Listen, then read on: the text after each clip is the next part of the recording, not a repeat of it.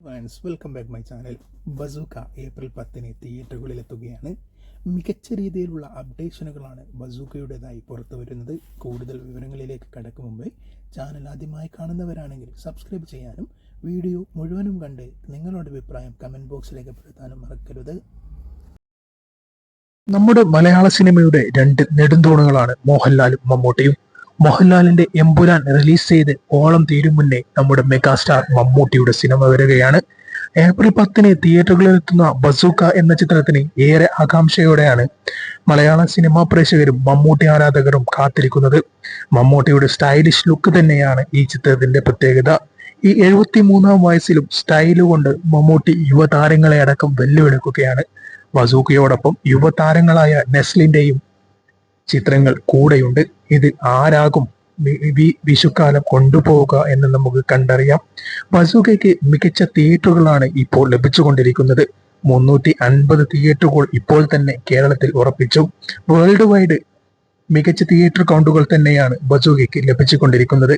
എന്നാൽ പ്രൊമോഷൻ പരിപാടിക്ക് കുറവുള്ളത് കൊണ്ട് മമ്മൂട്ടി ആരാധകർ നിരാശയിലാണ്. വേണ്ടത്ര വിധം പ്രൊമോഷൻ ഈ ചിത്രത്തിന് ലഭിക്കുന്നില്ല എന്നാണ് മമ്മൂട്ടി ആരാധകരുടെ അവകാശവാദം. മോഹൻലാൽ സിനിമകൾക്ക് ലഭിക്കുന്നത്ര ഒരു പ്രൊമോഷൻ വർക്കുകളും ബസൂക്ക ടീമിൽ നിന്നും ഇതുവരെയായിട്ടും പുറത്തു വന്നിട്ടില്ല.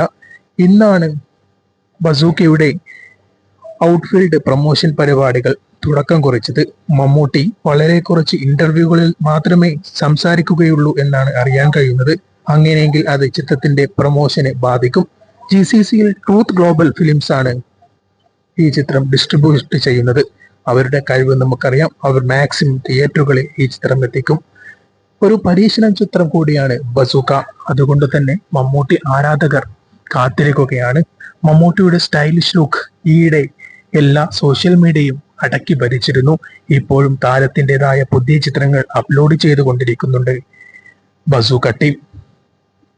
എന്തായാലും എമ്പുരാന് ശേഷം ഇറങ്ങുന്ന മമ്മൂട്ടി ചിത്രമായതുകൊണ്ട് തന്നെ വലിയ ഓളം തിയേറ്ററുകളിൽ സൃഷ്ടിക്കും എന്നുള്ളത് ഉറപ്പാണ്. എല്ലാവിധ റെക്കോർഡുകളും ഇപ്പോൾ എമ്പുരാന്റെ മേലാണ്. ആ ഒരു റെക്കോർഡൊന്നും ബസൂക്കയ്ക്ക് തകർക്കാൻ കഴിഞ്ഞില്ലെങ്കിലും മമ്മൂട്ടിയുടെ കരിയറിലെ ഏറ്റവും വലിയ കലശം നേടുന്ന ചിത്രമായി ബസൂക്ക മാറുമെന്നാണ് മമ്മൂട്ടി ആരാധകർ പ്രതീക്ഷിക്കുന്നത്. എന്താണ് നിങ്ങളുടെ അഭിപ്രായം? വിഷുകാല ചിത്രങ്ങളിൽ ഏറ്റവും